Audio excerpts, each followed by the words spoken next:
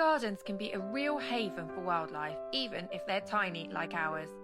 That's why when we moved house and had a garden for the first time, I set about making it as wildlife friendly as possible.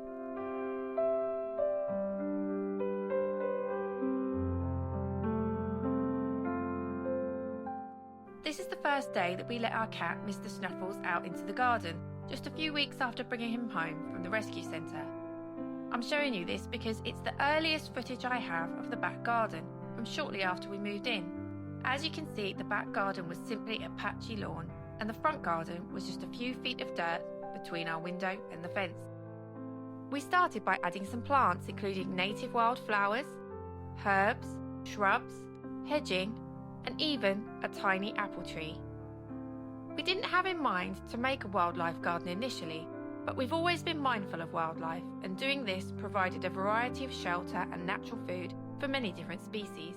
We added some bulbs to the lawn and allowed so-called weeds to grow to provide early spring food to hungry pollinators. We also created a mini meadow around the apple tree, allowing the grass and wildflowers to grow tall, a favourite summer nap spot for Kitty. We also added a small fruit and veg patch. About a year ago was when I really doubled down on creating a wildlife haven, and that's when I started this YouTube channel. I left piles of leaves in the garden, which later became home to a toad, and added more habitats for insects, amphibians, and small mammals by creating a log pile and a messy area behind the shed. Later, I added a hedgehog house and an insect hotel. Water is vital for a wildlife garden and can be a lifeline for wildlife when water sources in the wild are scarce. We started by making a simple bird bath and bee drinker for the back garden and putting a simple tray of water out the front.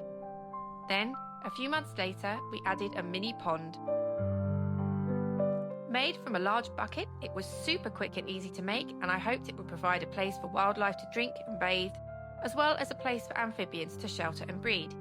We added some hanging feeders to both gardens and also sprinkled food on the ground, hoping to attract birds and squirrels. We also put out food for hedgehogs in a homemade special feeding station. We added a compost heap to provide food and shelter to many species, and finally, we made sure that wildlife could access the gardens. We then waited for the wildlife to arrive.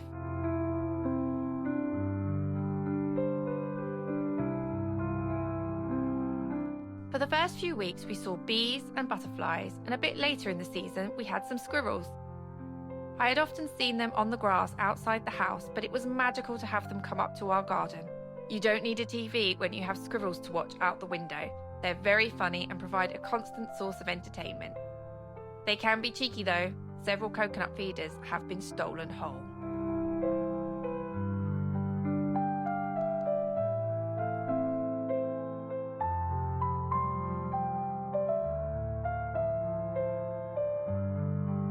As summer arrived, the garden was full of butterflies, bees, and other small creatures. We still had lots of playful squirrels, and some birds had started to visit the feeders. Then, one evening, my husband spotted a toad. A toad had moved into the back garden, and we found out later that it lived under the lavender bushes by the pond. Summer was also when I got my wildlife camera, which enabled me to get much more footage of our visitors, especially at night. This was how we discovered that we had foxes in the garden after dark. It's not recommended to regularly feed foxes, but we left out the occasional small treat. Some baby frogs also took refuge in our strawberry patch for a few weeks. They were absolutely tiny.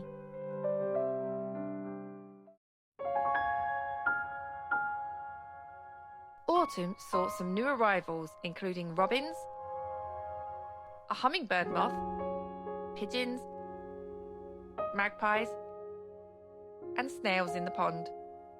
We continued to get daily visits from the squirrels, and the night vision camera picked up a mouse visiting the pond every night and more visits from foxes.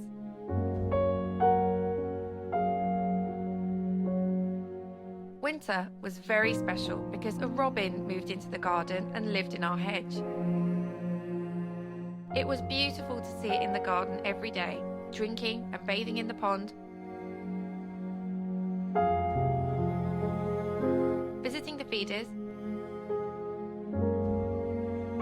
and singing from the fence. It was very busy in both gardens as lots of animals appreciated the food and water in the winter months.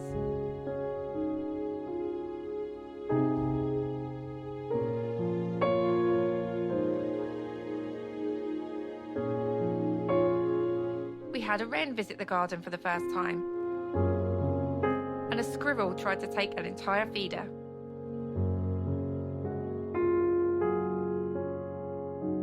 A baby seagull came one day and was baffled by the fence, but soon figured it out.